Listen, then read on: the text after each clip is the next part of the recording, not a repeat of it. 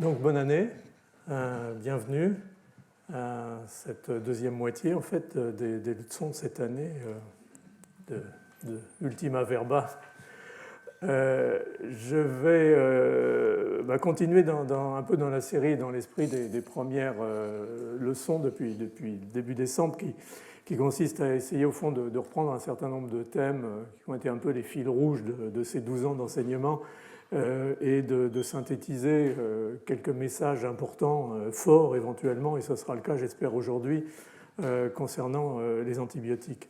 Donc j'ai mis un titre un petit peu provocateur, bien entendu, à ce cours qui est un monde sans antibiotiques, avec un point d'interrogation, mais vous présentez tout de même des éléments qui font penser malheureusement que si on n'y prend pas garde, comme beaucoup de situations à l'heure actuelle, ça pourrait bien se révéler être une situation réelle et non simplement une hypothèse.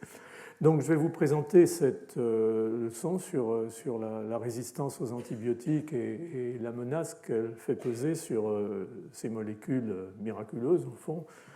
Et pour vous donner un petit peu d'espoir à la fin, j'ai demandé, et je le remercie sincèrement, à David Bicard de venir faire un séminaire de manière à, au fond, compléter ma présentation par une lueur d'espoir.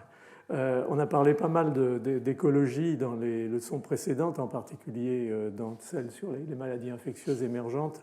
Et il est certain que, je veux dire, la course aux armements en matière d'antibiotiques est une course extrêmement difficile, extrêmement coûteuse et de ce fait de moins en moins intéressante pour l'industrie pharmaceutique.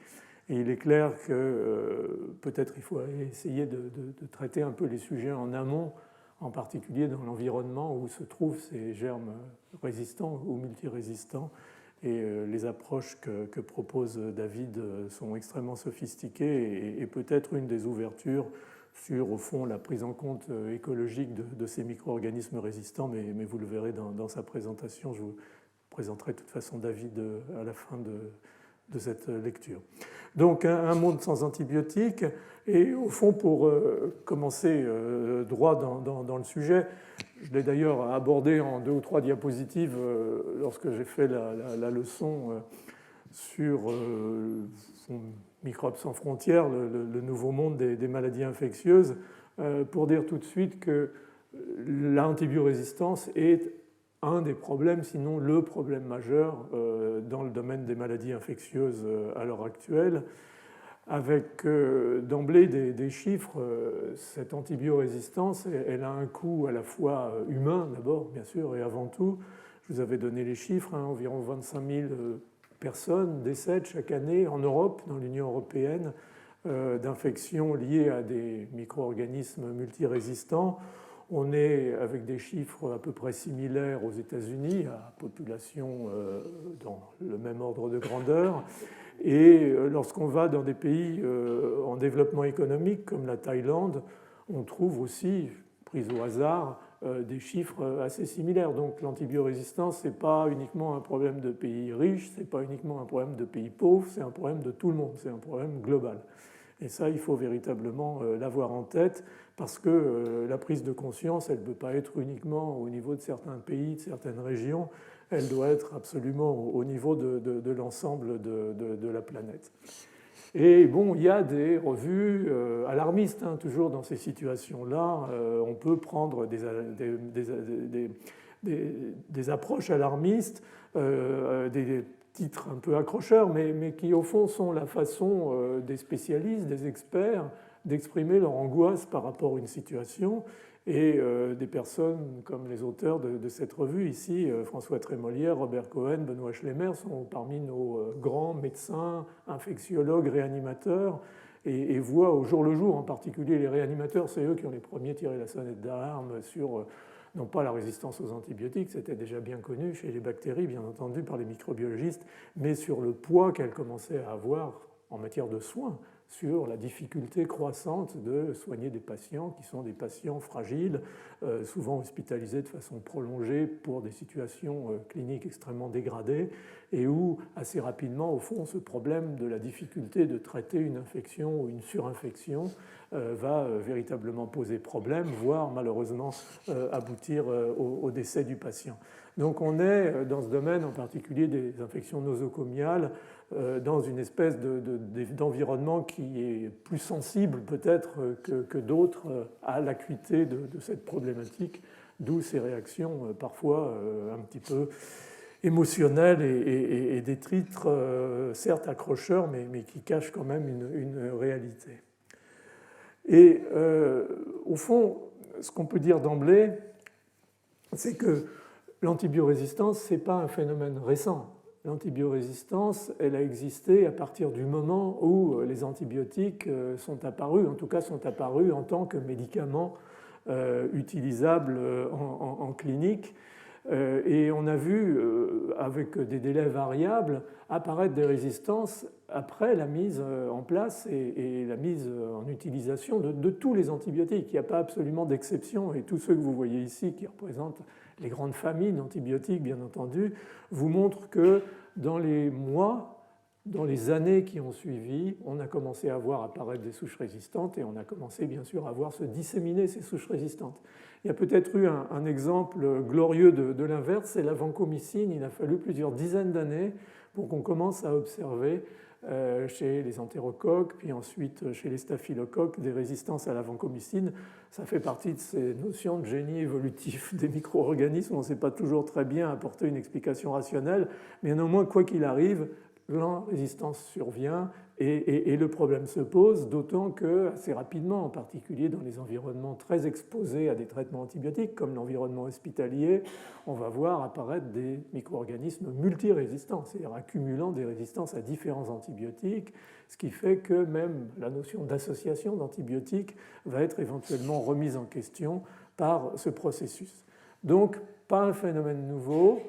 Et probablement, ces gènes, on reparlera de résistome tout à l'heure, sont là, et pas probablement, ils sont là certainement depuis très longtemps et bien avant l'utilisation des antibiotiques en clinique, puisque, comme vous le savez, la plupart des antibiotiques sont originellement des molécules naturelles produites par des bactéries du sol, en particulier des pénicilliums pour la pénicilline, des actinomycètes pour les aminoglycosides, par exemple. Et puis ensuite, on les a, bien sûr, la chimie moderne les a éventuellement modifiées et améliorées. Mais au fond, les bactéries sont, depuis la nuit des temps, exposées à des antibiotiques, puisque les antibiotiques sont des molécules, au fond, de régulation de l'équilibre des écosystèmes. Et donc, on est dans un système, au fond, antibiotique, résistance, sauf que la mise en place systématique de l'antibiothérapie à partir du milieu du XXe siècle a donné un petit peu un coup de pied dans la fourmilière et a accéléré, accentué cette problématique en la concentrant sur les micro-organismes, bien entendu, d'intérêt médical. Donc ça, c'est au fond un point de départ. Le deuxième point de départ, c'est quand on parle d'antibiorésistance, bien entendu, ça couvre un nombre très très important et différent de différents mécanismes de résistance que je vous ai mis sous forme d'un graphique ici et que je peux vous résumer rapidement de façon à ce que vous sachiez à peu près de quoi on parle. Au fond, il y a deux grands types de résistance. Il y a des mécanismes de résistance qui font que, au fond, l'antibiotique va avoir du mal, voire une impossibilité de toucher sa cible dans la bactérie qui doit être éliminée.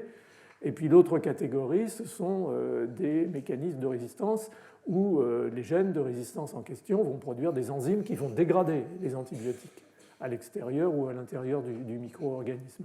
Donc on est là dans une différence de stratégie, bien entendu, qui va se refléter avec un certain nombre de mécanismes que je vous ai mis rapidement. Par exemple, les pénicillines ont pour cible ce qu'on appelle des PBP, c'est-à-dire des pénicilline binding proteins, qui sont en fait des enzymes qui sont importants dans le remodelage du peptidoglycane, du mur bactérien.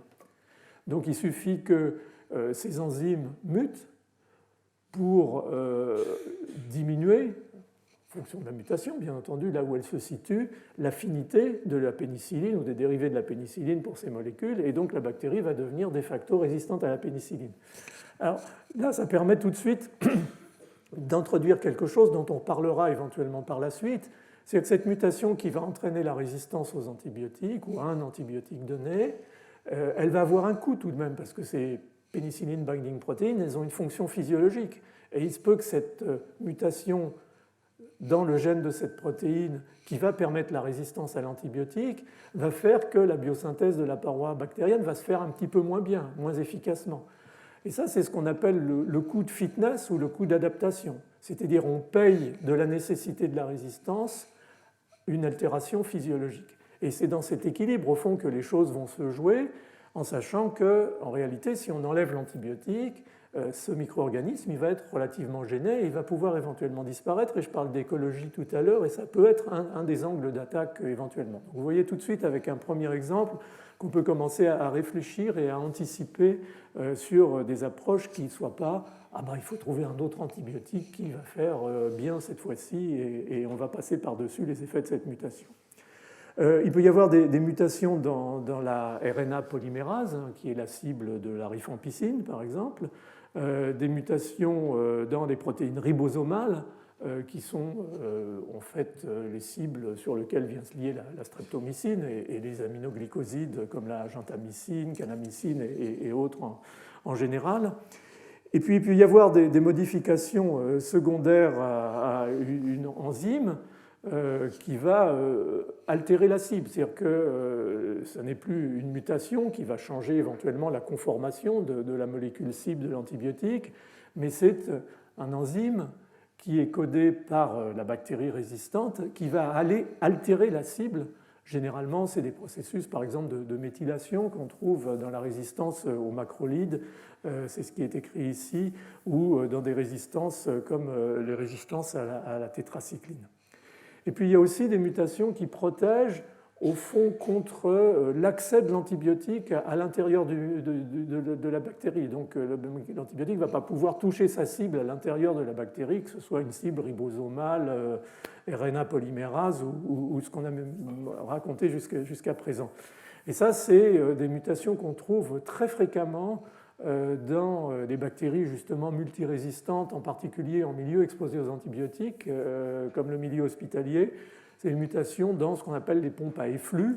Vous savez qu'on a tous des pompes à efflux, il n'y a pas que les bactéries qui ont des pompes à efflux qui nous permettent d'éliminer éventuellement des substances toxiques qui sont accumulées dans nos cellules.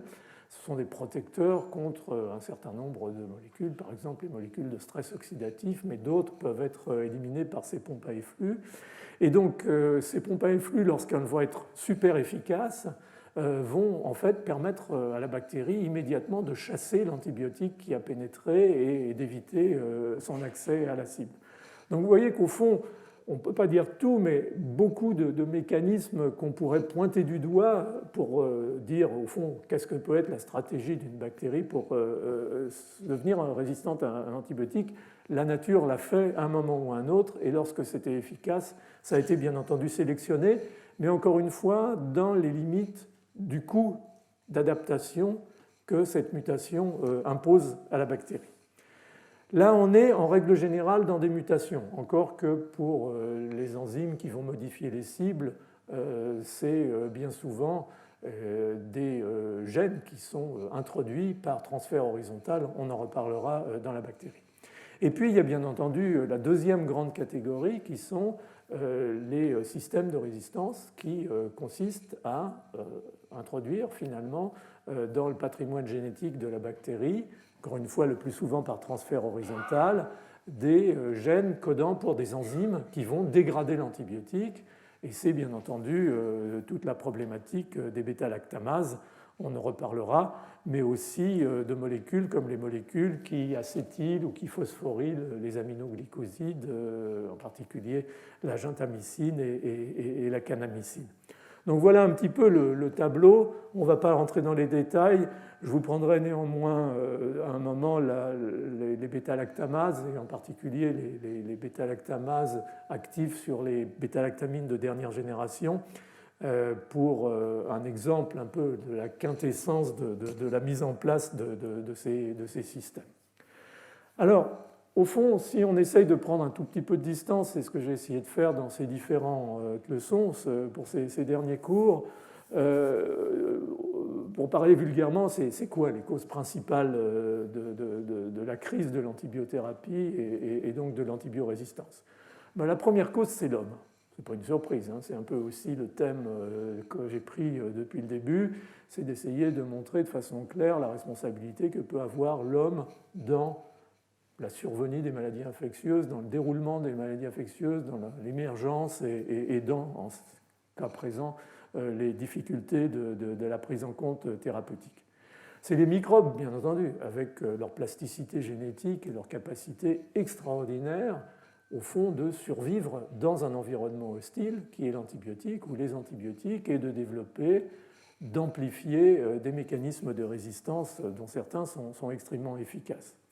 Et puis il y a un troisième paramètre qui est, au fond, la recherche et le développement. On est, à l'heure actuelle, dans, au fond, une situation un peu de panne du modèle classique d'innovation en matière d'identification et développement de nouveaux antibiotiques. Et c'est une vraie panne, très honnêtement, et on en reparlera bien entendu à la fin, et on essaiera d'envisager des manières de s'en sortir, même si la situation est un peu inquiétante. C'est-à-dire qu'on est de plus en plus dans une situation où, au fond, il va falloir privilégier la prévention de la survenue et de l'extension de la résistance plus que le modèle classique des années 60, 70, 80, où on disait il n'y a qu'à trouver un nouvel antibiotique, et généralement on trouvait un nouvel antibiotique. Soit on prenait un ancien et on le modifiait, ça a été la marche allant de la pénicilline G à l'ampicilline, à l'amoxicilline, aux céphalosporines, au carbapénème. Tout ça, ça a été quasiment des démarches logiques. Ça ne marchait plus, on en trouvait un nouveau, soit on en inventait un nouveau, soit on modifiait le précédent. Ça ne marche plus, ou en tout cas ça marche extrêmement mal, et on est vraiment en quête de nouveaux paradigmes, et parfois, avec au fond mauvais esprit, on peut peut-être se dire, on en reparlera d'ailleurs, que les grandes familles d'antibiotiques, les grands antibiotiques, on les a trouvés. Est-ce qu'il existe véritablement de nouveaux antibiotiques sous notre nez, quelque part dans la nature, ou éventuellement dans un tube à essai?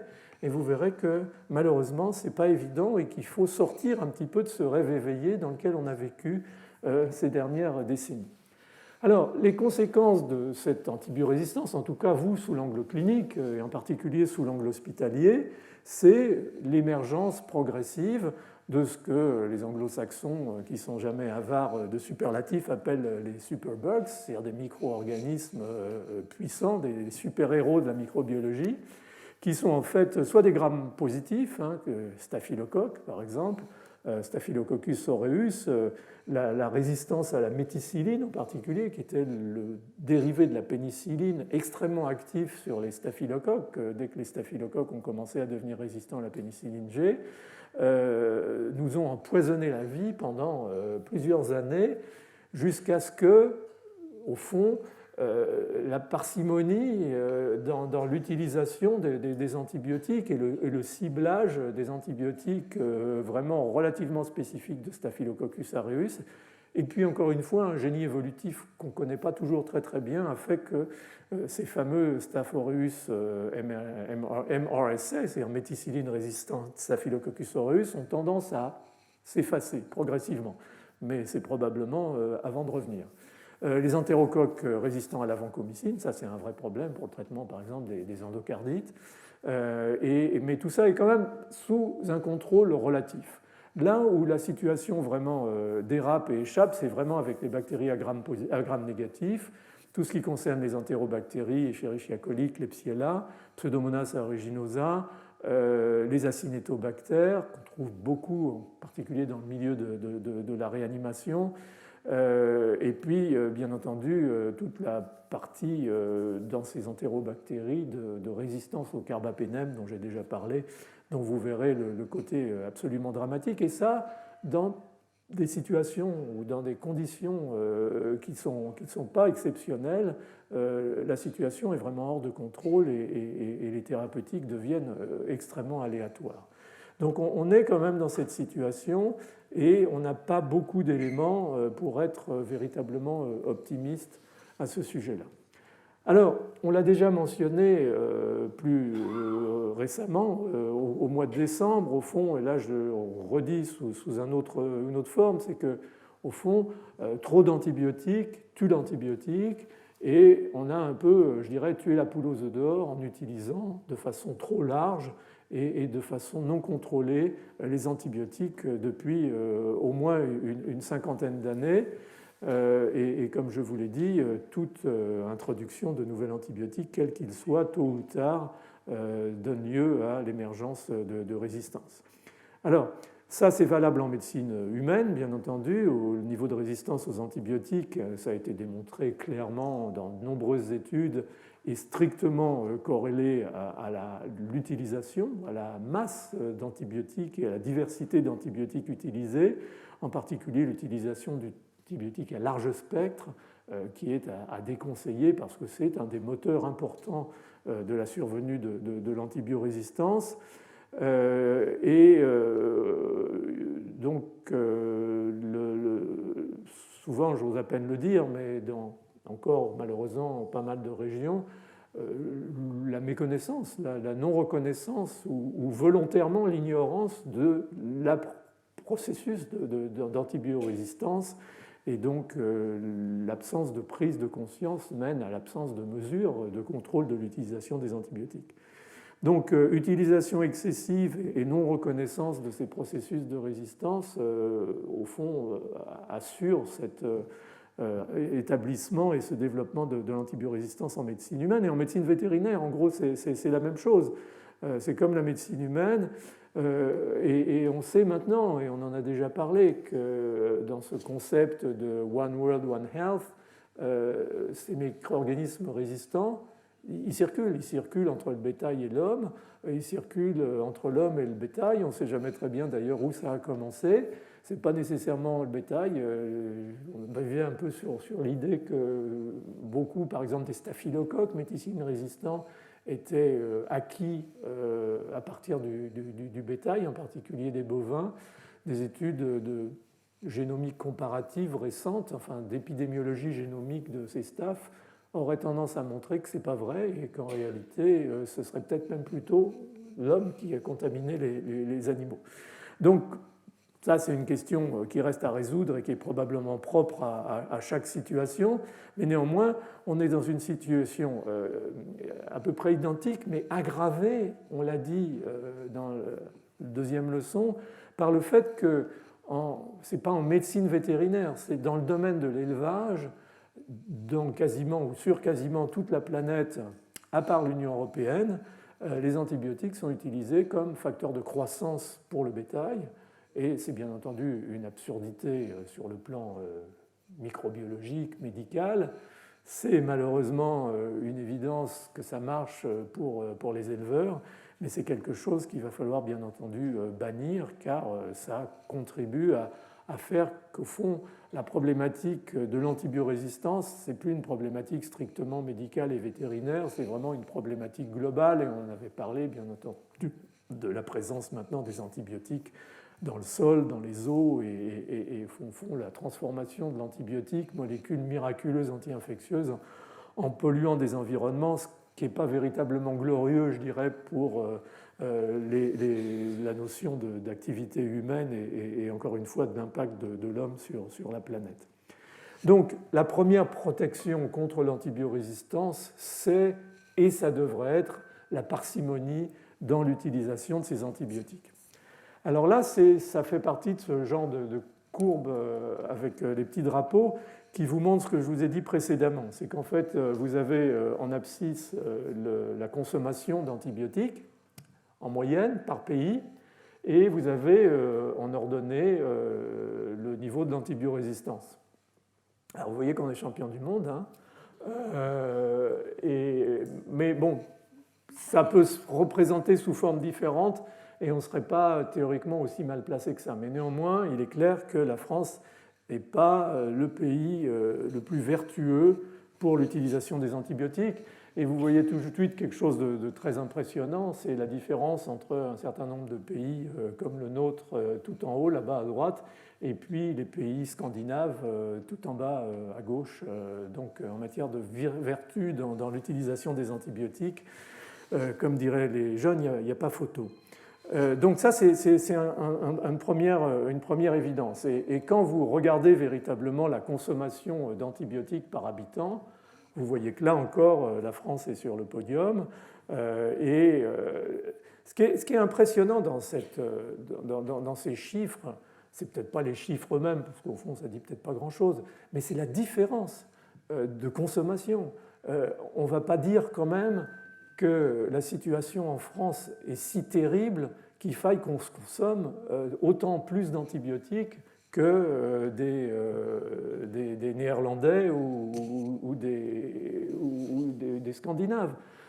Donc il y a quelque part dans ce delta entre la consommation des Hollandais ou des Suédois ou des Danois et la nôtre, et puis celle des autres pays surconsommateurs d'antibiotiques, ce delta, il est incompréhensible. On ne sait pas pourquoi on consomme autant d'antibiotiques. Enfin, si, on le sait un petit peu, mais je veux dire, sociologiquement parlant, il y a quand même un problème qu'il va falloir dénouer un jour ou l'autre.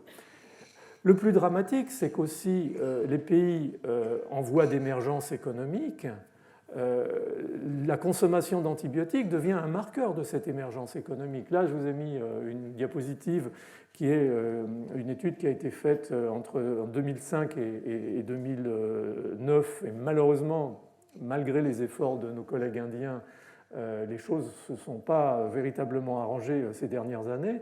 Vous voyez la croissance progressive de la consommation d'antibiotiques. Alors certes, c'est une population importante, l'Inde, mais la croissance de la population est quand même en pourcentage inférieur à la croissance de sa consommation d'antibiotiques. Donc la consommation d'antibiotiques est aussi un marqueur quelque part d'émergence, et un mauvais marqueur au fond de l'émergence économique des pays.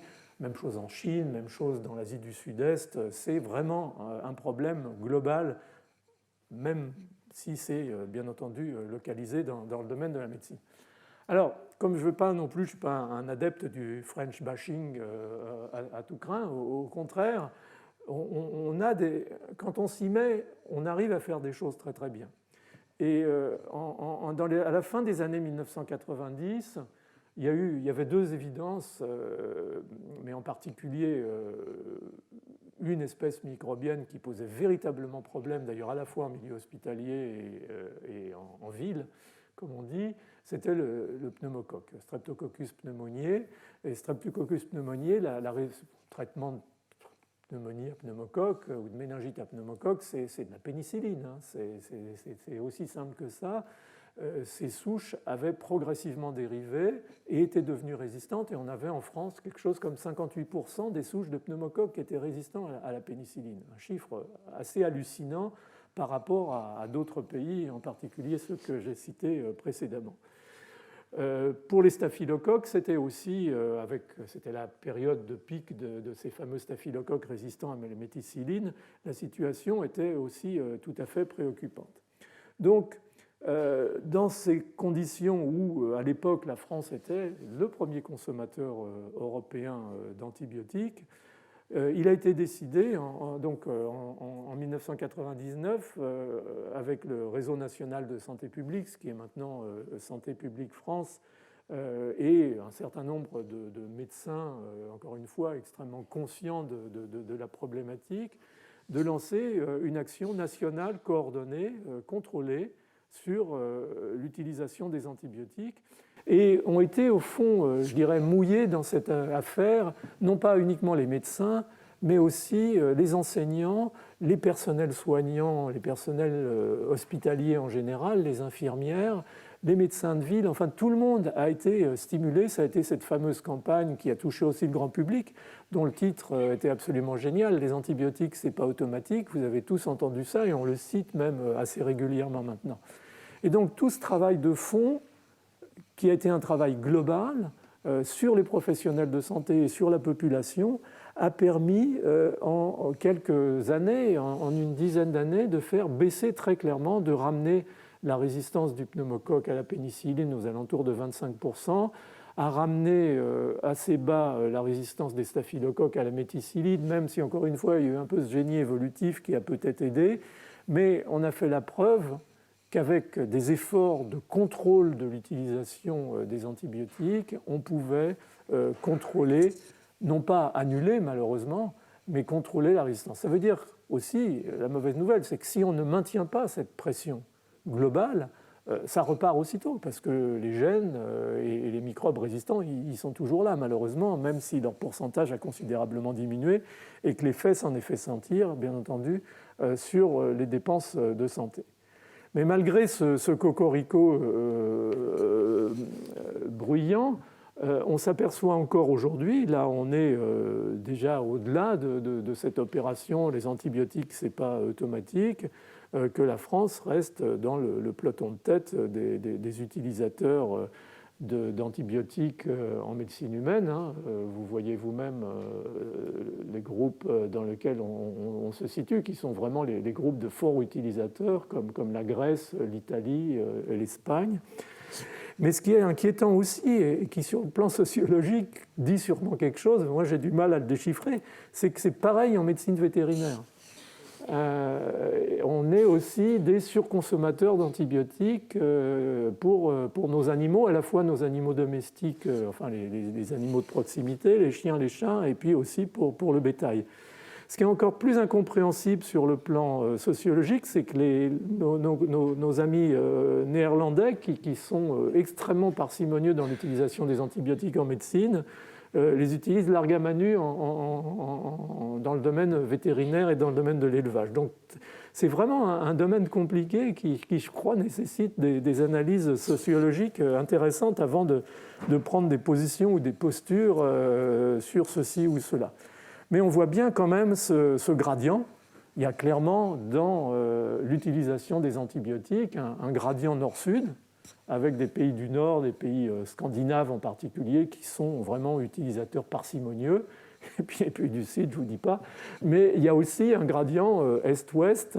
Oui, ça peut être pire que chez nous, si on va en Russie, si on va en Ukraine, si on va dans un certain nombre de pays que vous voyez là en rouge, qui sont, eux, alors vraiment des surconsommateurs.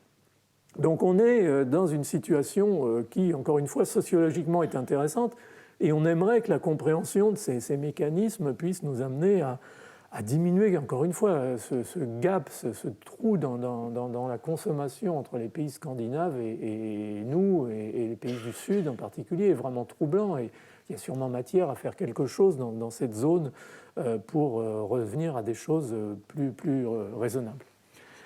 Alors, trop d'antibiotiques tue l'antibiotique.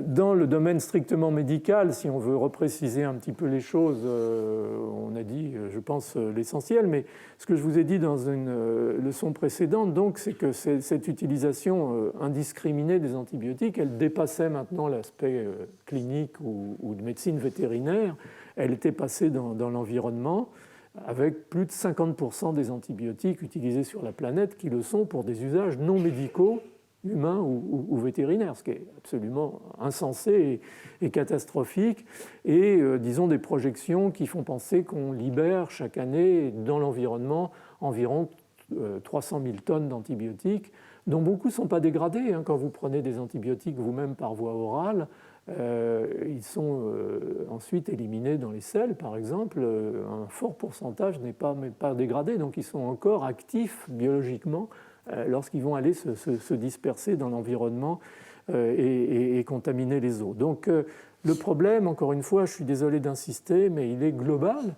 Et au fond, la sortie de l'hôpital, si je puis dire, de la problématique de l'antibiorésistance, et surtout la sortie de l'hôpital de l'antibiotique, des antibiotiques eux-mêmes, et la contamination de l'environnement font que la pression sélective sur le monde microbien, elle est plus focalisée maintenant sur certains micro-organismes qui sont particulièrement prévalents dans, par exemple, l'environnement hospitalier. Elle est sur l'ensemble du monde microbien, et donc avec la richesse, on va y revenir, du résistome, on a malheureusement le risque de presser le bouton de mécanismes de résistance plus efficaces, plus divers, plus nombreux que ce qu'on a pu éventuellement jusqu'à présent sélectionner et identifier dans les limites de l'environnement hospitalier.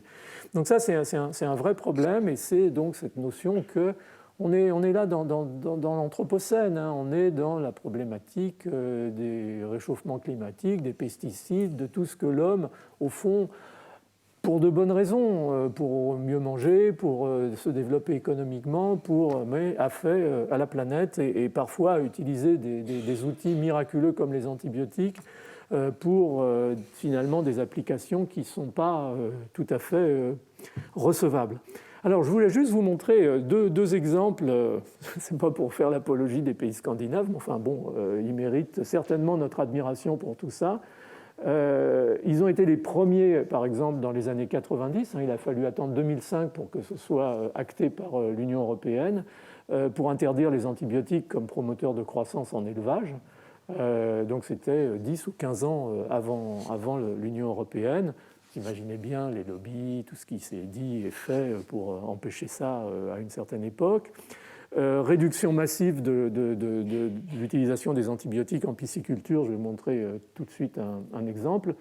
Et puis la réduction drastique de l'utilisation des antibiotiques, contrôle ou la diffusion de la résistance qui a été mise en place de façon très sérieuse et globale très tôt dans ces pays du Nord. Et puis cette attitude de parcimonie globale dans l'utilisation des antibiotiques que vous avez vu sur les graphiques. Donc ça, c'est juste pour vous montrer un exemple, c'est l'utilisation des macrolides, c'est-à-dire l'érythromycine et les dérivés de l'érythromycine, qui étaient vraiment utilisés largement nus dans l'élevage du porc au Danemark jusqu'à la fin des années 90. Et puis on a vu apparaître et ensuite se diffuser, même en pathologie humaine, des souches d'entérocoques résistantes à l'érythromycine et d'ailleurs à d'autres antibiotiques, mais l'érythromycine était vraiment le problème de fond. L'érythromycine a été interdite au Danemark à partir de 1997-98. Et vous voyez que, en marron, c'est la consommation, donc la diminution, bien sûr, très nette de la consommation. Et vous voyez que les courbes d'incidence de résistance se sont effondrées de façon corrélative. Alors, c'est comme pour les vaccins, il y a des gens qui vous disent « Ah, mais c'est une coïncidence ». Ben non, ce n'est pas une coïncidence, parce que si vous remettez des antibiotiques, ça repart aussi sec. Celle-là aussi, je l'aime beaucoup. Et je pense que c'est un problème qui reste encore très très prévalent dans de nombreuses régions du monde. C'est l'utilisation des antibiotiques en pisciculture, mais je ne le présente pas pour être un peu exotique. Je pense que ça peut représenter un vrai modèle de réflexion pour ce qui concerne l'antibiorésistance en pathologie humaine. Dans les années 1980, la Norvège a décidé de devenir le premier, ou en tout cas d'essayer de devenir le premier producteur mondial de saumon et de truites arc-en-ciel. Et ils ont mis pour ça en place un modèle qui est un modèle d'élevage intensif du saumon et des truites. Donc c'est la pisciculture en eau marine, mais dans des zones contrôlées, et qui est un modèle qui existe dans beaucoup de pays du monde, en particulier en Amérique du Sud, au Chili par exemple. Et donc, ils ont commencé cette approche intensive en utilisant, parce qu'il y avait une grande mortalité du fait de la densité de poissons dans ces élevages et finalement la transmission extrêmement facile et rapide de pathogènes comme pathogène qui s'appelle Aeromonas salmonicida, pathogène qui tue les saumons, c'est une bactérie gram-négatif. Et donc ça décimait les élevages et donc ils ont commencé à intensifier les antibiotiques, à monter les doses, et vous voyez la courbe en noir correspond aux doses d'antibiotiques. C'était un peu la course aux armements, les animaux mouraient, on rajoutait des antibiotiques par tonnes dans les eaux, et peu à peu on voyait la production de saumon augmenter, mais quand même un coût qui a paru bizarre, et c'est arrivé dans cette période des années 90 où ces pays du Nord ont commencé à réaliser le problème des antibiotiques, y compris dans l'environnement, dans la résistance. Donc ils ont pris une attitude, ils auraient pu dire on va continuer, on va mettre plus d'antibiotiques. Ils ont décidé d'être vertueux. Ils ont décidé de revenir à une pisciculture extensive, de manière à améliorer les conditions de santé de base des animaux, l'oxygénation de l'eau et ainsi de suite. Ils ont arrêté les antibiotiques et ils ont vacciné leurs animaux contre Aeromonas salmonicida. Et vous voyez qu'à partir du moment où la courbe d'antibiotiques, de consommation d'antibiotiques dans les centres de pisciculture norvégiens s'est arrêtée, la production de saumon s'est envolée. Donc on voit bien, au fond, l'absurdité et parfois le manque de réflexion qu'on peut avoir, et on voit bien le courage politique que peuvent avoir certains individus, certains pays, de dire non, ça ne peut pas continuer, on fait quelque chose, ils l'ont fait et ça a marché. Alors, les choses sont moins roses à l'heure actuelle parce que malheureusement est tombé sur les élevages de saumon du Nord, de Norvège, Écosse, Irlande, un virus qui est particulièrement délétère. Mais ça, c'est un autre sujet. Mais en tout cas, pour ce qui est de la résistance aux antibiotiques, le problème a été, au fond, prévenu par cette attitude. Et ça n'a pas du tout gêné la qualité du saumon ni la quantité produite. Et ça, je pense que c'est quelque chose qu'il faut prendre en compte avec cette notion que je vous ai déjà mentionnée, qu'au fond, la vaccination, par exemple, protège contre la résistance aux antibiotiques, parce que prévenant la maladie infectieuse bactérienne ou prévenant la surinfection bactérienne d'une maladie virale, elle va éviter d'avoir utilisé des antibiotiques largam à nu et elle va donc éviter ou diminuer en tout cas la pression sélective sur les bactéries. Donc dans ces politiques de santé publique, tout est vraiment lié et le couple, j'y ai déjà insisté, le couple antibiothérapie-vaccin, il est à considérer comme une paire absolument indissociable. Et comme je vous l'ai dit plus tôt, la situation actuelle dans la problématique de l'extension de la résistance aux antibiotiques fait que les vaccins vont se trouver de plus en plus en première ligne, y compris des vaccins à développer contre ces pathogènes, contre ces superbugs qu'on a mentionnés tout à l'heure. Alors, donc, qu'est-ce qu'on peut faire ? On peut bien sûr diminuer la pression sélective thérapeutique humaine et animale, et ça c'est absolument indispensable. Donc c'est d'abord et avant tout un problème d'éducation des médecins. Moi j'ai ma petite idée sur le sujet. C'est-à-dire, je pense que la thérapeutique d'abord et l'impact des thérapeutiques hors le traitement des maladies est assez mal enseigné généralement en faculté de médecine.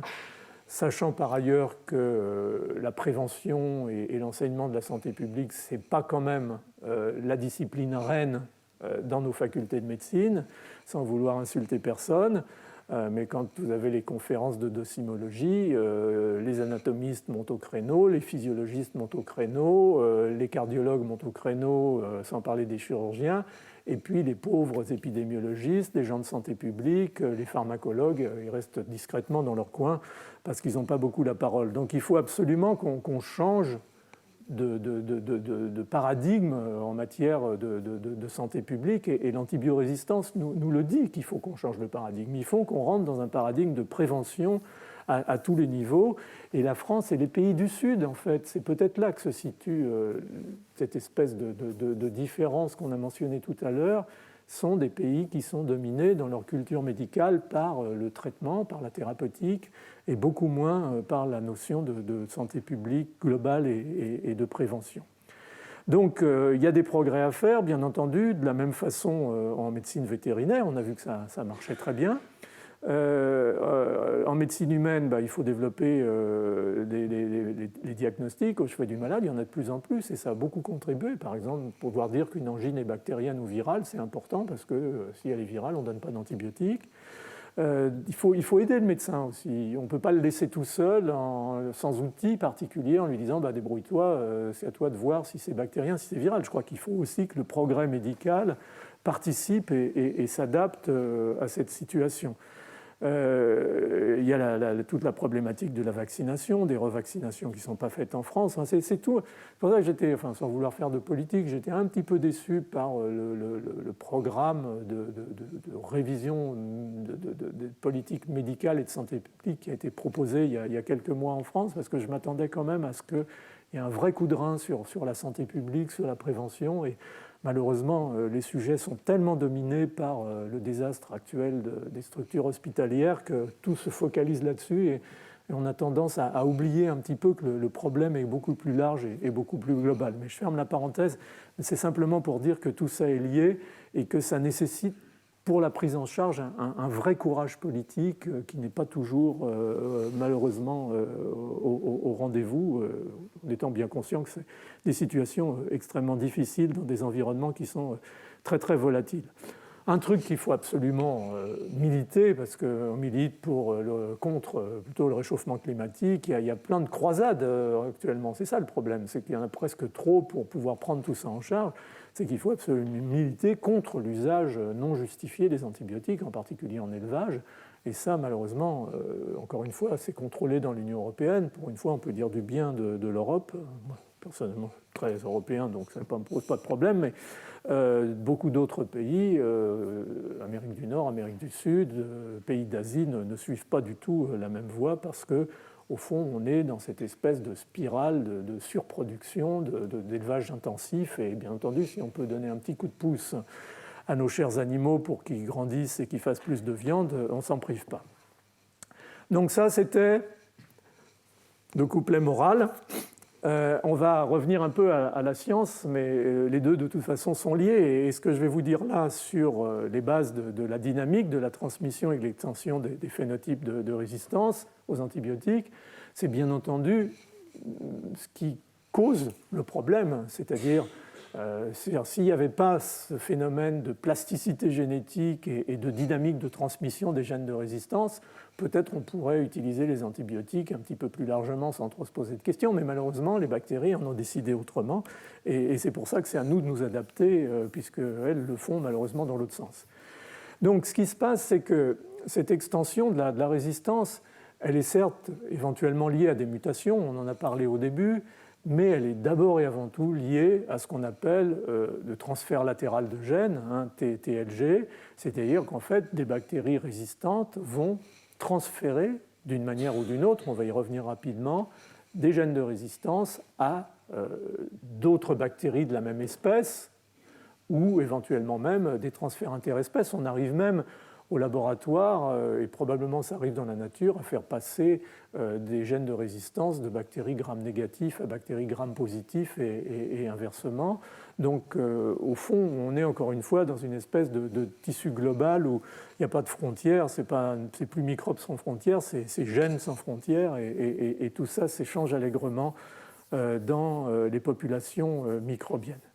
Et donc, le problème, c'est que ce qu'on connaît de ce qu'on appelle le résistome, c'est-à-dire le potentiel, disons, de l'ensemble des espèces bactériennes, en tout cas de celles qui ont été, dont le génome a été séquencé, maintenant c'est plusieurs milliers, voire plusieurs dizaines de milliers, et d'annotation de ces génomes pour aller chercher des gènes qui pourraient représenter des candidats à expliquer la résistance. On a parlé par exemple d'identifier des mutations dans des pompes à efflux qui sont connues pour augmenter la résistance, des mutations dans des protéines ribosomales ou des choses de cette nature.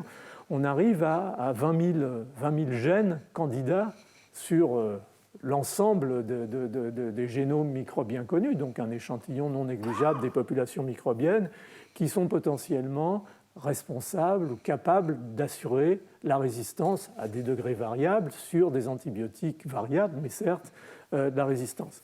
Donc ça, c'est certainement un réservoir, si vous voulez, global qui va permettre à cette notion d'antibiorésistance de se perpétrer quoi qu'on fasse, en tout cas si on continue à utiliser les antibiotiques tels qu'on le fait. En fait, si on réfléchit bien, le phénomène d'extension de l'antibiorésistance, c'est probablement un des très beaux exemples, si on peut dire, expérimentaux d'évolution accélérée du vivant, puisqu'on voit très très vite de par la pression sélective majeure, puisque c'est une affaire de vie ou de mort, les bactéries doivent survivre, et donc on voit bien ce que ça peut mettre en branle comme activité de plasticité génétique pour assurer la survie à partir d'un réservoir de gènes de résistance. Et donc on a là un modèle d'évolution accélérée qui est tout à fait passionnant à essayer de disséquer et d'en évaluer éventuellement la portée.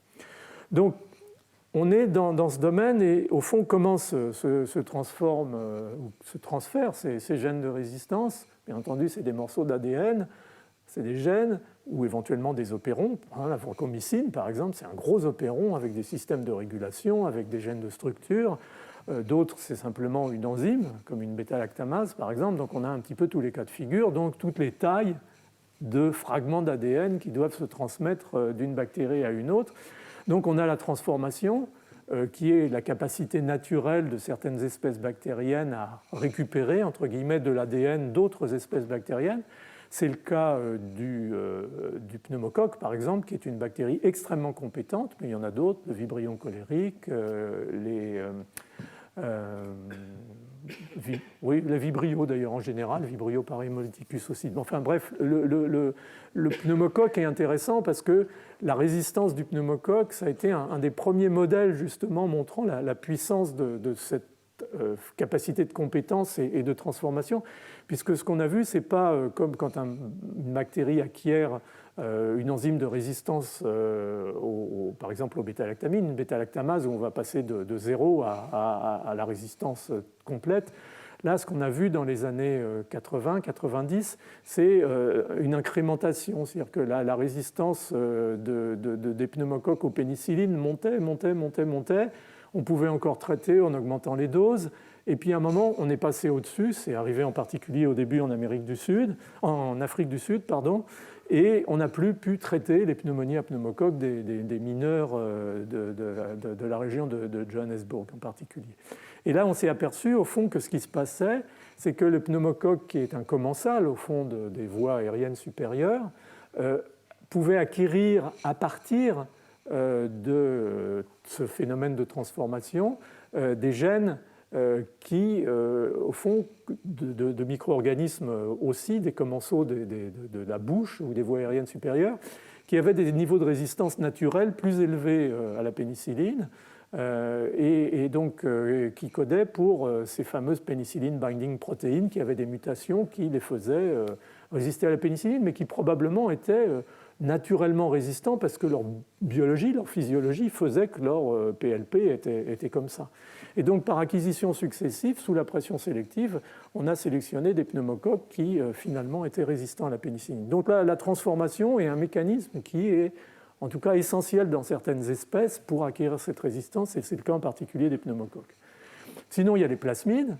Les plasmides, ce sont des éléments, ce qu'on appelait des épisomes avant, qui sont des petits éléments circulaires indépendants du chromosome, qui ont leur propre capacité de replication et leur propre capacité pour beaucoup d'autotransfert, c'est-à-dire qu'ils ont des systèmes qui permettent de coder des structures à la surface de la bactérie, qui vont leur permettre de se faire injecter d'une bactérie dans l'autre. Et ces plasmides sont probablement un des véhicules les plus efficaces de transfert de gènes de résistance, et on voit parfois s'accumuler sur le même plasmide plusieurs gènes de résistance à des antibiotiques différents. Donc, bien entendu, ces machines sont des machines absolument infernales. Un peu au-delà de la notion de plasmide, si un plasmide s'intègre, il peut éventuellement faire transférer des morceaux de chromosomes. On avait parlé de souches HFR lors de la première leçon. On peut faire passer des systèmes de résistance chromosomique, par exemple, par ce processus de conjugaison. Et puis on a des systèmes qui sont en fait qui démultiplient quelque part l'efficacité de ces systèmes de transfert de base, qui sont les transposons, on va en parler tout de suite, qui sont des éléments mobiles qui vont porter des gènes de résistance et qui vont être un peu, quelque part, souvent le châssis sur lequel sont intégrés ces gènes de résistance. Les bactériophages jouent aussi un rôle, mais moins important probablement, en tout cas dans la dynamique de développement de l'antibiorésistance, moins important que ces autres systèmes. Alors, Encore une fois, je ne vais pas y revenir, tout ce système de transfert de gènes horizontal se fait à partir de ce qu'on appelle maintenant le résistome microbien, c'est-à-dire ce capital, au fond, de gènes potentiellement inducteurs de résistance. Et c'est comme ça, au fond, qu'on a pu, grâce à la génomique comparative, sur, encore une fois, des centaines, puis des milliers, puis maintenant des dizaines de milliers de génomes, avoir une meilleure évaluation de ce que peut être soit je dirais un résistome global, mais éventuellement simplement un résistome localisé. Par exemple, on étudie maintenant le résistome du microbiome intestinal humain ou le résistome du microbiome intestinal de la vache dans des conditions variables environnementales, et éventuellement, bien entendu, le résistome maintenant du sol, puisqu'on sait qu'à la fois les bactéries du sol sont exposées à des antibiotiques naturels, et puis qu'on en a rajouté une couche maintenant avec les processus de pollution dont je vous ai parlé tout à l'heure. Donc tout ça, c'est ça qui a permis d'envisager ce nombre, ce capital de l'ordre de 20 000 gènes, donc, qui est tellement massif que, bien entendu, ce n'est pas de ce côté-là qu'on va pouvoir véritablement traiter le sujet.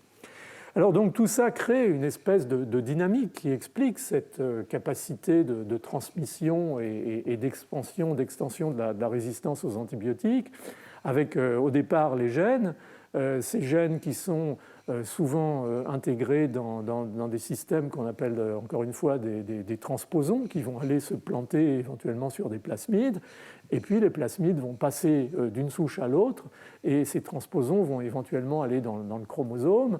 Ce chromosome va, par transformation d'une autre espèce, faire passer ce transposon dans une autre espèce et par une combinaison probablement de tous ces mécanismes dans les écosystèmes, on va se retrouver avec cette dissémination des gènes de résistance, sans compter le fait que les bactéries elles-mêmes résistantes vont éventuellement passer d'un individu à un autre, d'un homme à l'animal, de l'animal à l'homme, d'animal à animal, d'homme à homme, et ainsi de suite.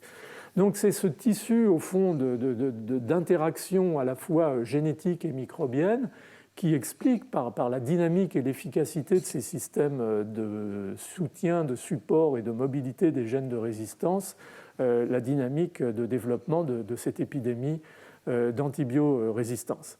Alors, très rapidement, mais j'en ai déjà parlé, les grands supports et vecteurs de cette résistance, c'est bien entendu les plasmides, et en particulier les plasmides, bien sûr, autotransférables. Ils ne le sont pas tous, mais généralement, les tout petits plasmides ne sont pas autotransférables, les très grands plasmides ne le sont pas non plus, mais les plasmides intermédiaires dans lesquels on trouve les gènes de résistance, parce qu'ils savent où se mettre, de l'ordre de 30, 40, 50 kilobases, ceux-là, généralement, ont un système TRA de transfert et sont capables de s'autotransférer d'une bactérie à une autre, plus souvent au sein de la même espèce, mais parfois même dans des espèces proches, voire un petit peu plus éloignées.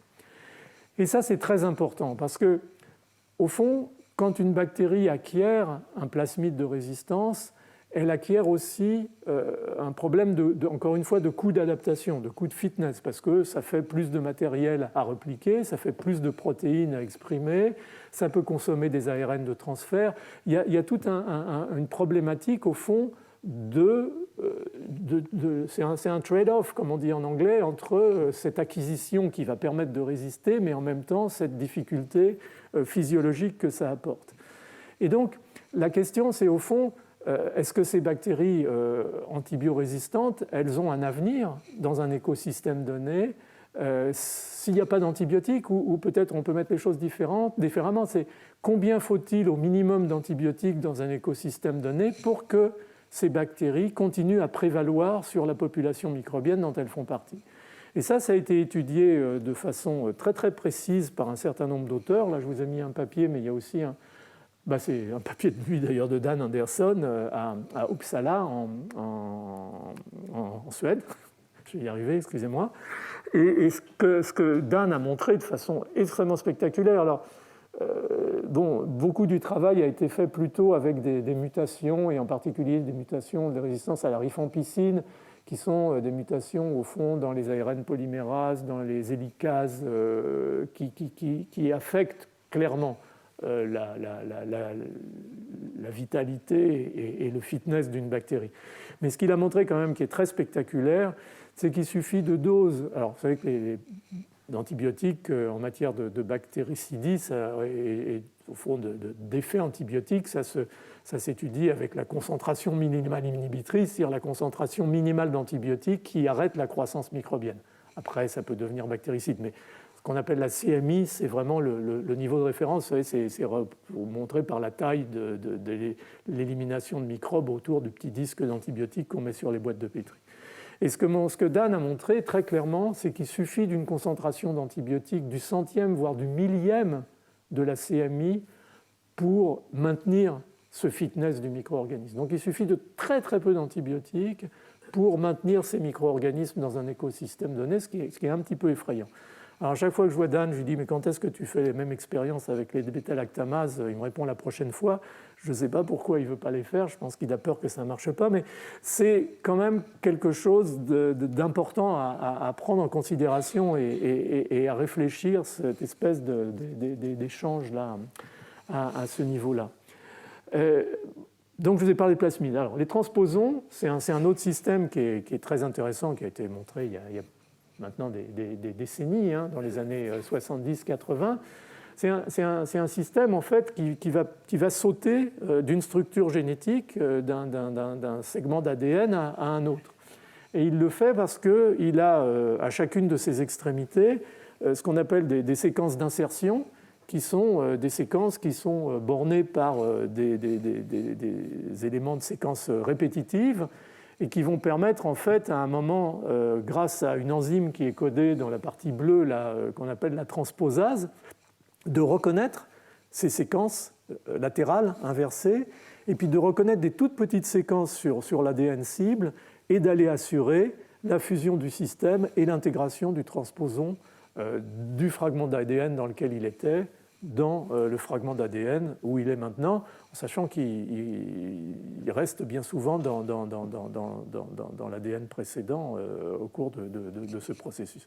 Donc ces transposons, c'est vraiment une des bases, par l'intermédiaire de ces séquences d'insertion qui sont à ces deux extrémités, de l'intégration et de l'extension de génome à génome ou de génome à plasmide puis à génome de facteurs de résistance aux antibiotiques. Et puis il y a un troisième système qui est encore plus spécifique et plus précis que David connaît d'ailleurs bien, qui est ce qu'on appelle les intégrons. Et les intégrons, c'est vraiment un système, je le simplifie délibérément, qui consiste en fait à quasiment une enzyme qui est l'intégrase, qui va permettre à une petite structure génétique d'aller s'attacher à un autre élément génétique et en fait d'intégrer, mais en même temps, en intégrant et en apportant un promoteur, ce que vous voyez appeler PC, qui va permettre éventuellement d'activer l'expression d'un gène, et en particulier d'un gène de résistance. Et ces intégrons, ça a été montré très tôt par un certain nombre d'auteurs, en particulier par Julian Davis à University of British Columbia, qui a formé pas mal de chercheurs sur ce sujet au fil des années. Et donc, au fond, c'est un petit peu, si vous voulez, l'élément de base dans ce cahier des charges de la construction de ces éléments de résistance aux antibiotiques.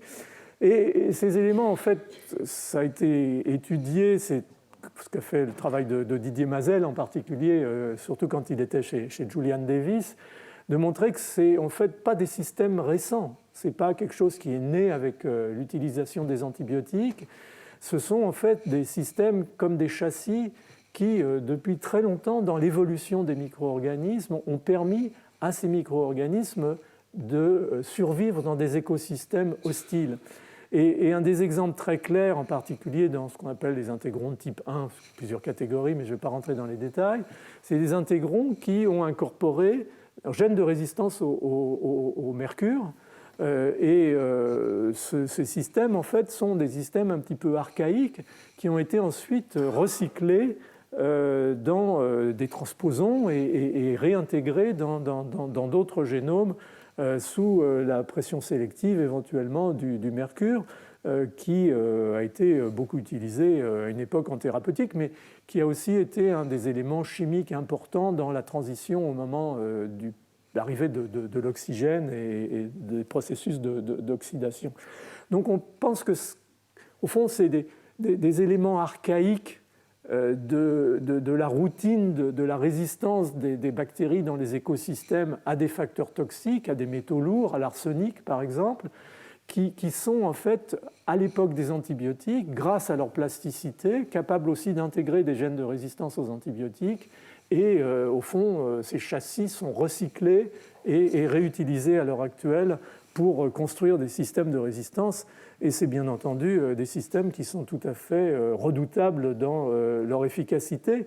Et on voit par exemple dans ce modèle de construction, quand on reprend un peu l'histoire naturelle de la construction d'un système de résistance, ce n'est pas comme ça un gène tout seul, c'est souvent un châssis, comme j'aime à les appeler, complexe. Vous voyez que par exemple ici, la résistance à 2 antibiotiques différents, elle est née de châssis qui étaient l'un un système de résistance aux ammonium quaternaires, qui sont des systèmes qui ont été aussi sélectionnés avec les antiseptiques au fil des années, depuis qu'on les utilise du début du XXe siècle, et qui a profité de cette situation avec une affinité, on ne sait pas très bien laquelle, ce qu'on appelle le rest hunting, c'est-à-dire ces intégrons aiment bien aller se mettre dans des systèmes où il y a déjà des gènes de résistance aux antibiotiques. Et puis l'autre a un système qui était au fond organisé autour d'un gène de résistance au mercure.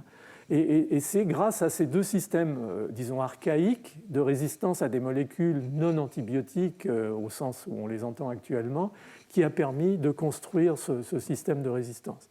Donc je ne rentre pas dans les détails, mais vous voyez que c'est assez vertigineux et passionnant au fond aussi en termes d'évolution.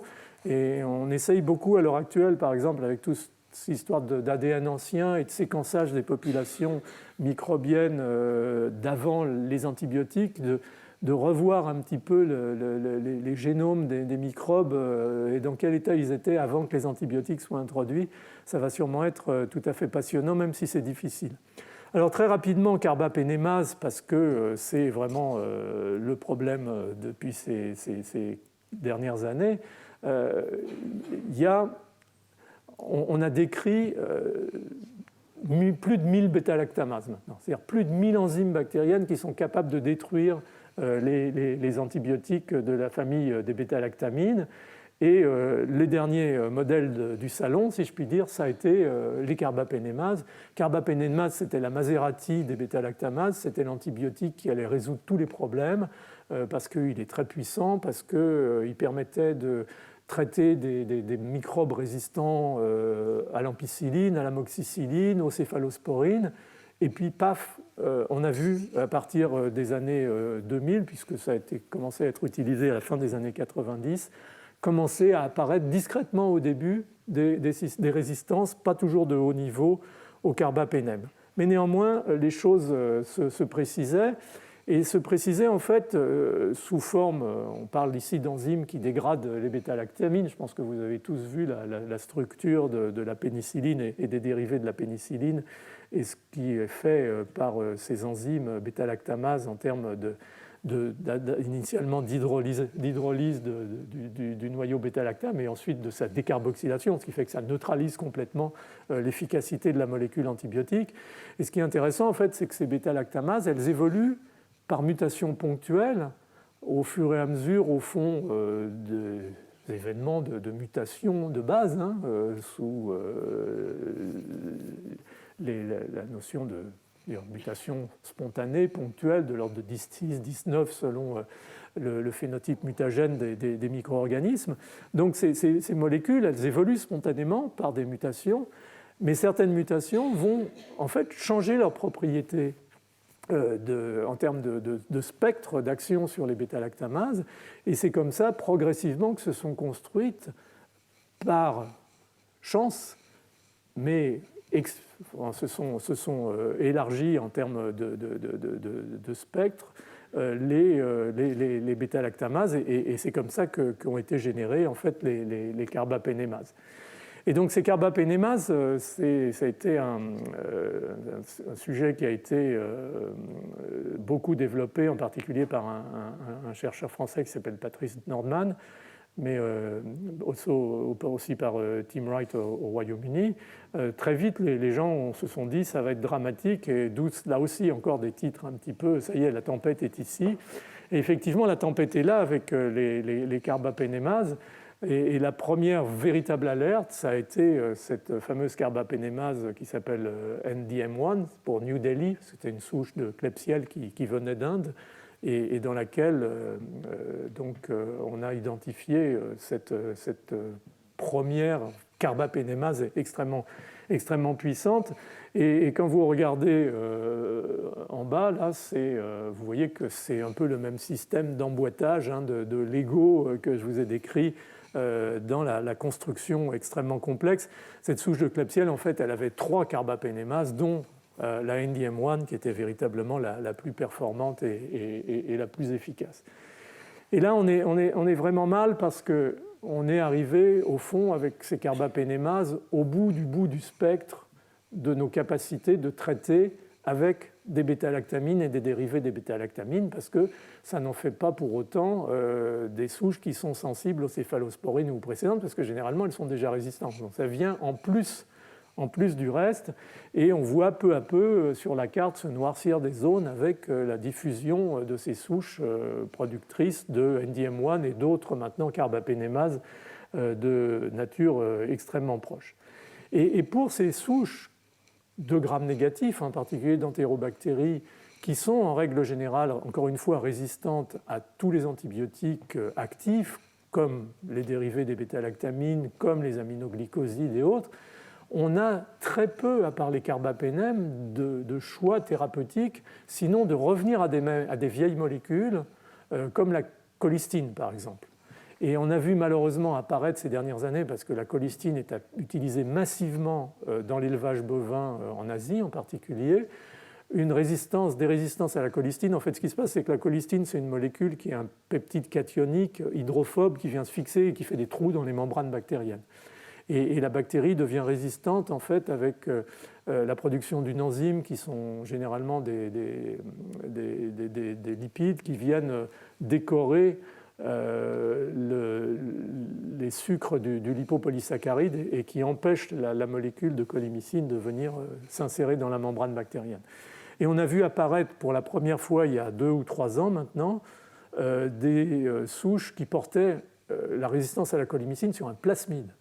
Et donc ce plasmide maintenant on l'a retrouvé exceptionnellement heureusement dans des souches productrices de carbapénémase, mais là si c'était le cas et si ces micro-organismes se développent, c'est la catastrophe parce qu'il n'y a plus de traitement. Et c'est ça l'angoisse par rapport à l'antibiorésistance, c'est le fait qu'on se trouve à un moment dans une impasse thérapeutique totale. Alors je voudrais terminer avec quelques considérations. Je pense que je vous en ai dit assez et sur un ton suffisamment dramatique pour que vous perceviez le côté difficile du problème. Alors on a vu l'homme, comportement, la sociologie, l'abus d'utilisation des antibiotiques, on a vu les microbes, la plasticité génétique, la dynamique de transmission des gènes de résistance et ainsi de suite. Le troisième partenaire, je dirais, dans ce problème d'antibiorésistance, c'est ce qu'on a appelé tout à l'heure la panne d'innovation. Est-ce que la recherche de nouveaux antibiotiques est véritablement à bout de source, à bout de souffle? Et si vous regardez cette diapositive, elle vous le montre quelque part, parce que vous voyez qu'on a une situation qui est relativement favorable jusque dans les années 1980-1990, où on voit régulièrement apparaître de nouveaux antibiotiques, et puis d'un seul coup, c'est presque la panne sèche, et à part quelques glycopeptides cycliques et une ou deux autres molécules qui sont mentionnées là, on est un petit peu dans la disette. Donc on voit bien sur cette diapositive la panne pas tout à fait sèche, mais presque, je cherchais le nom, c'est l'inésolide de la molécule, par rapport à la richesse et à la diversité d'antibiotiques qui avaient été découverts dans les décennies précédentes. Donc on est vraiment dans l'ère de la résistance. Alors, quelle est la raison, ou quelles sont les raisons, si tant est qu'on puisse véritablement les trouver, de cette crise de l'innovation en antibiothérapie? Bon, il y a d'abord des raisons qui sont probablement scientifiques, c'est-à-dire qu'on a fait jusqu'à présent probablement le plus facile, c'est-à-dire qu'on a fait ce que les anglo-saxons appellent les low-hanging fruits, c'est-à-dire les plus faciles à cueillir sur l'arbre, et les fruits qui sont un petit peu plus hauts, voire au sommet de l'arbre, sont beaucoup plus difficiles à récupérer et à recueillir. Et on est probablement en grande partie là-dedans, c'est-à-dire que c'est une vraie panne scientifique, c'est-à-dire une vraie panne de découverte de nouvelles molécules parce qu'on ne trouve pas de nouvelles cibles suffisamment convaincantes, on ne trouve pas de molécules qui attaquent ces cibles de façon efficace, la pharmacodynamique éventuelle de certaines molécules est insuffisante. Donc on est là véritablement dans un modèle où le système est un petit peu tétanisé. Et puis il y a une autre raison qui est une raison, ou qui sont des raisons commerciales, il y a une faute d'orthographe, excusez-moi, qui est la démotivation de l'industrie pharmaceutique pour les antibiotiques. Alors il y a une façon très cynique de le dire, c'est qu'au fond, si vous avez à choisir en stratégie thérapeutique entre un antibiotique que vous allez donner pendant 5 jours qui va guérir une infection et on ne va plus en avoir besoin ensuite, et inversement un médicament pour l'hypertension artérielle ou pour le cholestérol ou éventuellement demain un médicament contre les maladies neurodégénératives, l'Alzheimer ou autre, qu'avec l'extension de la vie de la population, on va pouvoir donner pendant 25 ou 30 ans à des individus. Je veux dire, en termes de profitabilité capitalistique, il n'y a véritablement pas de question à se poser. Et probablement, les antibiotiques souffrent au fond de leur succès, c'est-à-dire de leur grande efficacité et de la non-nécessité de les utiliser de façon chronique pour traiter les conditions qui sont en cause. Et donc, quand on regarde le retour sur investissement, par exemple, les projections disent qu'un retour sur investissement d'un antibiotique efficace, c'est 2. Un retour sur investissement d'un bon nouveau médicament contre la maladie de Parkinson ou Alzheimer, ce serait environ 30. Donc vous voyez tout de suite, dans les choix stratégiques, et comme le marketing malheureusement prend souvent le pas sur le reste, on en est un petit peu là, avec en plus des soucis de bureaucratisation des procédures de régulation. On l'a déjà dit pour les vaccins, c'est beaucoup plus long maintenant de faire sortir une molécule sur le marché, pour de bonnes et aussi malheureusement pour de mauvaises raisons, mais tout ça c'est des éléments qui sont complexes, ce qui fait qu'il y a très peu de firmes pharmaceutiques qui fabriquent ou qui continuent à avoir des programmes de développement antibiotique, certes des grosses comme GSK, Novartis, encore que Novartis a plus ou moins abandonné maintenant, ils font plus dans le cancer, AstraZeneca, Merck, Pfizer, Sanofi, Aventis, beaucoup de mal à se positionner par rapport à est-ce qu'ils y vont, est-ce qu'ils y vont pas. Mais j'ai participé à des conseils scientifiques de start-up qui commençaient, en particulier au moment des génomes. On a dit on a fait les génomes microbiens, on va tout trouver, c'est écrit là dans les génomes. Il n'y a rien d'écrit dans les génomes microbiens pour trouver une nouvelle molécule ou dire que telle ou telle cible est véritablement une bonne cible pour les antibiotiques. Et tout ce qui a été testé, malheureusement, souvent, c'est terminé par, certes, la possibilité de trouver dans des cribles des molécules, mais ces molécules étaient soit relativement peu actives, soit avaient une très très mauvaise pharmacocinétique. Et ça se termine éventuellement en pommade cutanée contre les staphylocoques, ce qui n'est pas franchement très glorieux en termes de progrès thérapeutiques. Je caricature un peu, mais malheureusement, ça a été souvent le cas dans ces tentatives. Peut-être pas suffisamment réfléchies, mais c'est facile de critiquer a posteriori. Le souci, au fond, c'est un souci qui est essentiellement un souci financier qui va donc tourner autour des coûts de développement. Et c'est ça qui, probablement, entre guillemets, plombe la recherche sur les antibiotiques. C'est-à-dire que les antibiotiques ont tout faux en matière d'arguments positifs pour aller poursuivre le développement d'une molécule. Ils en faut sur les coûts d'investissement parce que c'est très difficile. On a vu que les fruits, il faut aller les chercher plus loin, donc c'est plus cher, plus haut. Ils en faut sur éventuellement le taux d'attrition. C'est le point qui fait qu'on va tester 100 molécules et puis à la sortie, il va en rester 2. Et donc si on a poursuivi ces 100, parfois pas autant, mais toutes ces molécules en parallèle et que malheureusement on s'aperçoit qu'elles ne marchent pas, tout ça, ça rentre dans les coûts parce que les échecs, ça a un coût en humain travaillant, en technicien, en ingénieur, en chercheur, ça a un coût en installation de laboratoire et de recherche et de développement. Et en fait, à l'heure actuelle, c'est un phénomène global, c'est que peu de médicaments finissent véritablement sur le marché, et en règle générale, à la suite d'une recherche et de développement efficace, il en reste quand même très très peu. On dit en moyenne 1 sur 13 et les choses se dégradent de plus en plus. Donc les antibiotiques, pour les raisons que j'ai dites précédemment, ne font pas vraiment le poids dans ce système. Et donc la question qu'on peut se poser, c'est compte tenu du fait que, disons, ce système qui est le système inhérent à l'industrie, qui est le système capitalistique, qui fait qu'il faut quand même faire du profit sur des molécules pour pouvoir investir et développer d'autres molécules. Est-ce que ce modèle capitalistique, il est adapté à la recherche et à l'identification, à la découverte de nouveaux antibiotiques?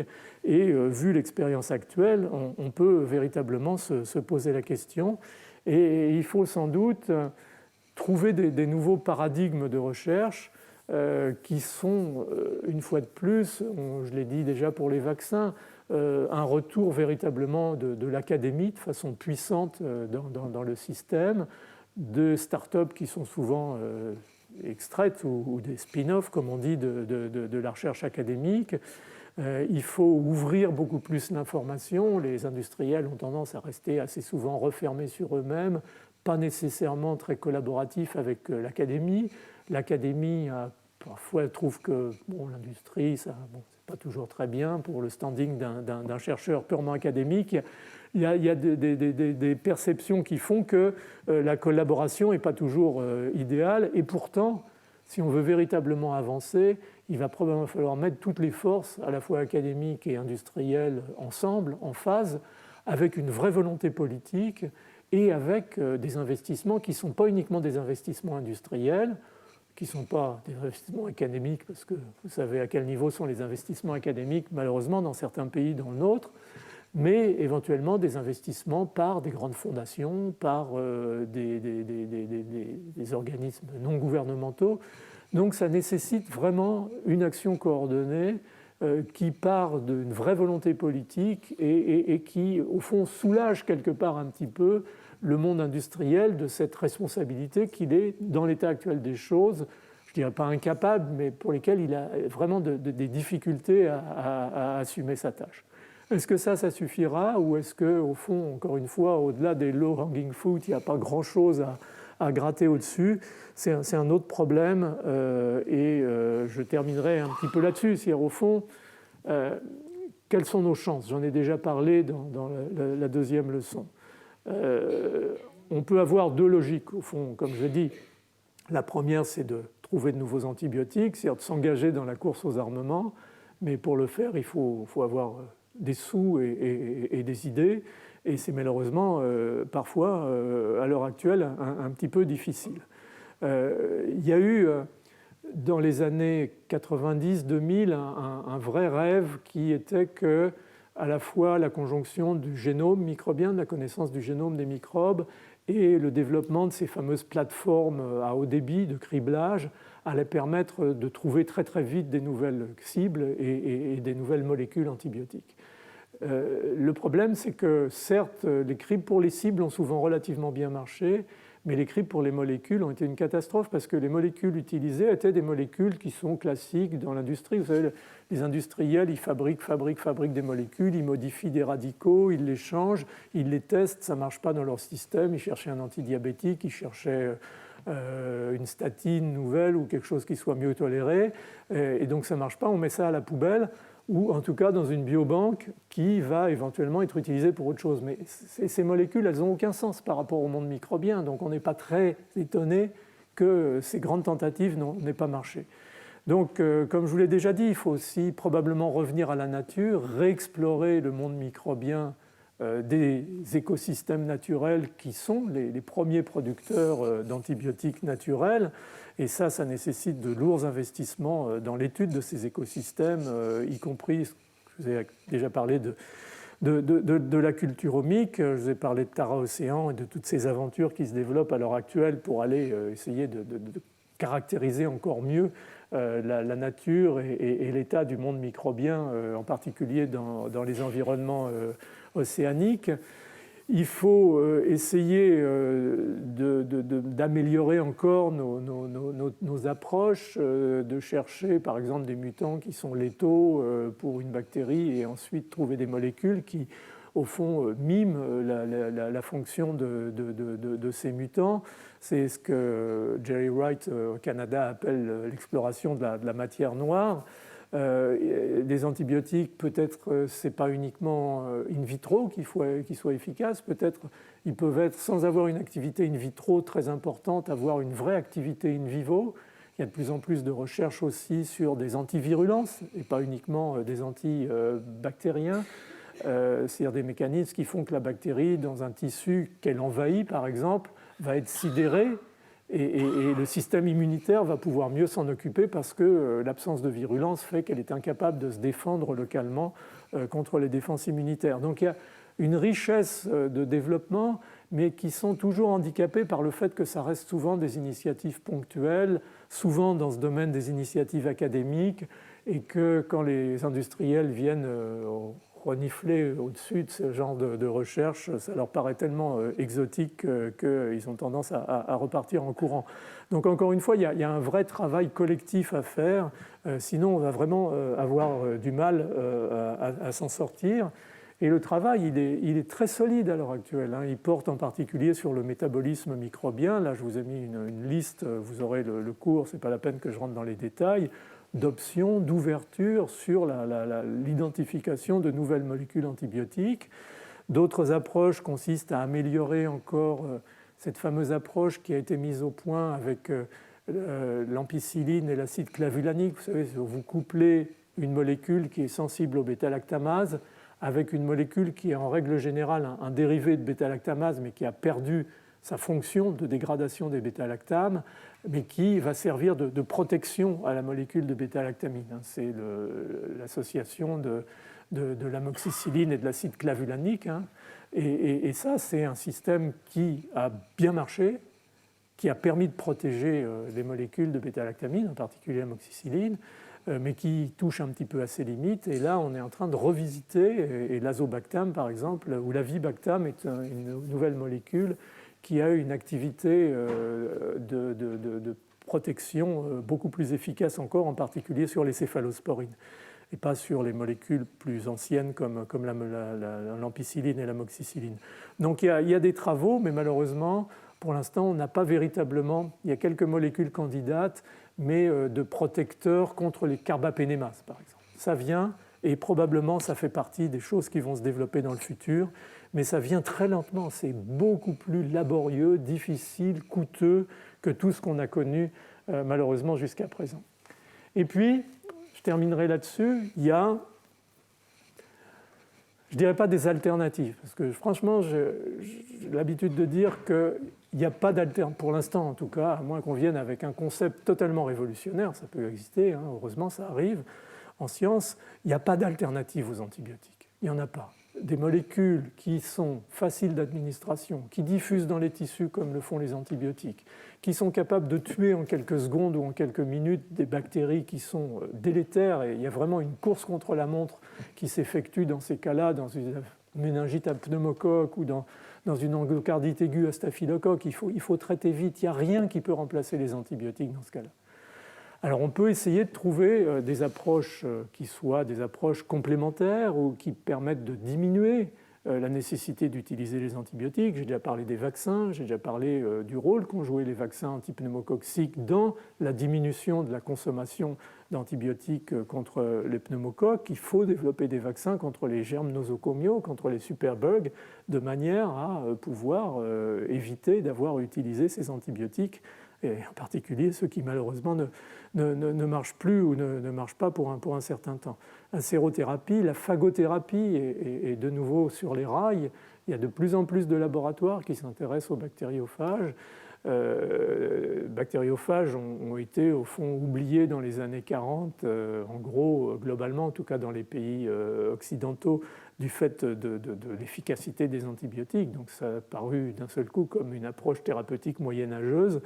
Aujourd'hui, beaucoup de chercheurs, on a même des chercheurs à l'Institut Pasteur par exemple, qui essayent de remettre sur les rails la phagothérapie, revisiter avec les connaissances scientifiques modernes, avec des phages qui soient extrêmement létaux, en utilisant des cocktails, en essayant de développer des méthodes très rapides de production, de purification de bactériophages.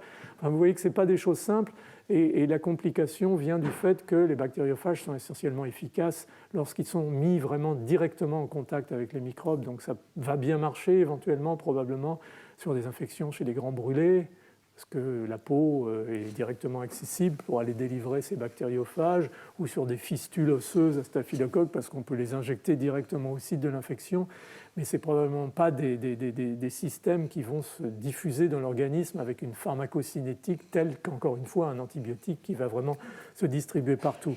Donc je pense qu'on va remplir des niches, on va peu à peu éventuellement éliminer des situations à risque d'antibiorésistance, mais on ne va pas pouvoir nécessairement remplacer les antibiotiques.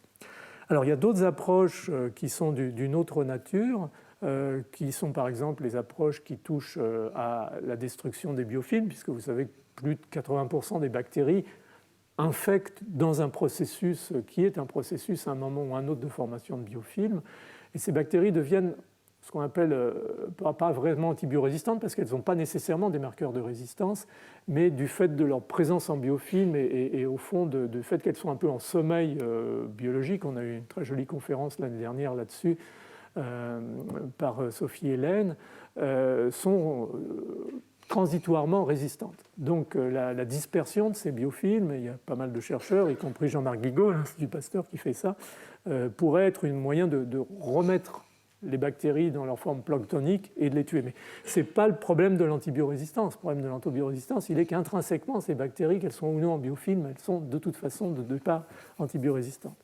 Donc les autres approches, elles sont plus, je dirais, écologiques, et j'ai commencé par ce mot-là et je termine par ce mot-là, c'est d'essayer d'aller jouer peut-être plus directement sur les germes résistants avant qu'ils ne soient infectés, qu'ils ne soient infectants, donc les identifier dans leurs écosystèmes, par exemple dans l'écosystème digestif, de pouvoir les suivre et de voir leur dynamique et de voir à quel moment éventuellement on peut jouer sur des effets de compétition et de fitness. Il y a de plus en plus de tentatives, par exemple chez les gens qui sont porteurs de ces carbapénémases, enfin de ces germes qui hébergent des carbapénémases, de transferts fécaux pour pouvoir leur remettre une flore, je dirais, propre, sans germes antibiorésistants. Ça peut marcher, mais parfois au prix de plusieurs événements. Et puis, j'ai demandé à David Bicard de venir nous parler de son approche, qui pour moi est formidable et très prometteuse, encore une fois, comme un élément complémentaire d'une stratégie globale de prévention de l'antibiorésistance, qui est d'utiliser le système CRISPR-Cas pour aller, je dirais presque chirurgicalement, au sein d'un écosystème, éliminer soit les germes résistants, soit les facteurs de résistance de ces germes. Et il va vous en parler de façon, bien entendu, beaucoup plus en profondeur que ce que je peux vous en dire moi-même. De toute façon, ce n'était pas mon objectif ici, sinon pour l'introduire. Donc voilà, ma dernière diapositive, c'est ça. Je crois que cette fois-ci, ce n'est pas le soldat Ryan, c'est les antibiotiques. Il faut sauver les antibiotiques et comme on l'a dit dans d'autres circonstances, ce n'est pas un problème de médecins uniquement, ce n'est pas un problème d'industrie pharmaceutique, c'est un problème collectif parce que le problème de l'antibiorésistance, c'est, comme je vous l'ai expliqué, ou en tout cas j'espère correctement, un problème qui est global et dont on ne sortira pas avec des mesurettes comme dans beaucoup de situations actuelles dont je n'ai pas besoin de vous faire la liste. Voilà, je vous remercie.